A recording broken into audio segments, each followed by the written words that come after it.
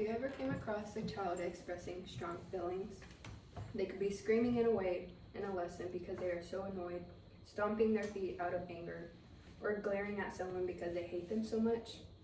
Speaking from this perspective, one could say this is a disruptive behavior. What we are witnessing, however, is a young child who has yet to develop the mechanisms to recognize and regulate this emotion. And that is what I want to explore today, why emotion regulation is important in the young child today. I want to persuade you to consider becoming a volunteer with Committee for Children, a nonprofit organization dedicated to helping children build emotional regulation and other social and emotional skills. I'll explain why emotional regulation is so important and how this organization helps children develop these skills and how you can make a difference by volunteering. I'll go over the importance of emotional regulation, skills in preschool, what happens without them, and how early a start can benefit. Emotional regulation is the ability to understand, properly express, and control your feelings. Children don't automatically have the ability. They learn it from the way they are parented. At all different ways it is modeled to them and in real life practice. First, it is important to recognize young children require emotional regulation skills. Very young children have these intense emotional episodes very often, and they usually don't have either the vocabulary or the skills to express their feelings. This is what makes a child's feelings hurt the rest of the children and adults. They scream, kick, punch, throw things, and go hide somewhere. If children are unable to speak their feelings, they will have a greater difficulty in communicating their needs. Their attitudes are often happen at school and at home. The steps of emotional difficulties don't just impact behavior. They have impacts on learning as well. The second requirement is the effect of emotional regulations has on learning and behavior. Whenever children are emotionally disturbed, they are usually unable to focus, to remember, and to follow directions, to work independently and interact academically or socially.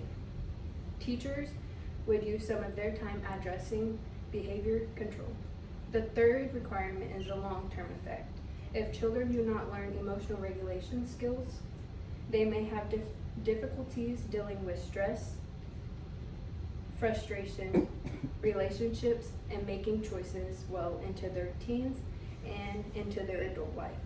All the emotion habits being formed early have a direct effect in the child's long-term life. In light of these needs, the necessity of finding a solution must be demonstrated. One organization helping solve the problem is Committee for Children, a nonprofit organization whose mission is to help children develop regulation, emotional regulation, impact, problem solving, and a healthy relationship. Their problems are used in schools across the country to teach children these important life skills. Volunteers help support the organization's mission by promoting awareness, assisting with education outreach, supporting community events, and helping expand programs so more children and families can benefit. Young children require instructions and labeling for feelings. Instead of simply being upset, they could be taught that they are feeling frustrated, disappointed, worried, and or overwhelmed. Learn, for example, relaxation techniques. Take a deep breath, counting, walking, taking a break, or silence time. Caregivers and teachers also serve as practitioners of pro-social and balanced emotional regulations with the concept and presenting at young children.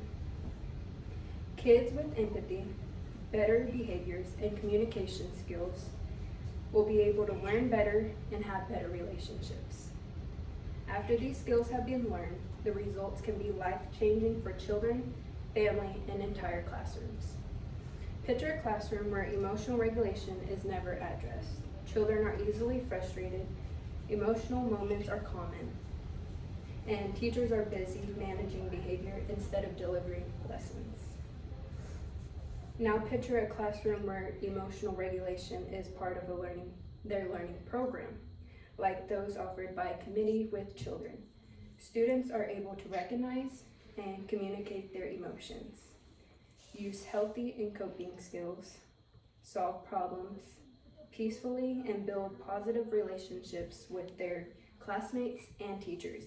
By volunteering with Committee for Children, you can help these opportunities available to more children. Your time and support can help create classrooms where children can feel safe, confident, and prepared to succeed both in school and throughout life. Today, I talked about why emotional regulation is so important in early childhood. The challenges children face without skills, and how Committee for Children is helping children develop emotional regulations through the programs and resources. Overall, the message is simple. Children are not born knowing how to regulate their emotions. It is a skill that they must be taught and supported. Thank you.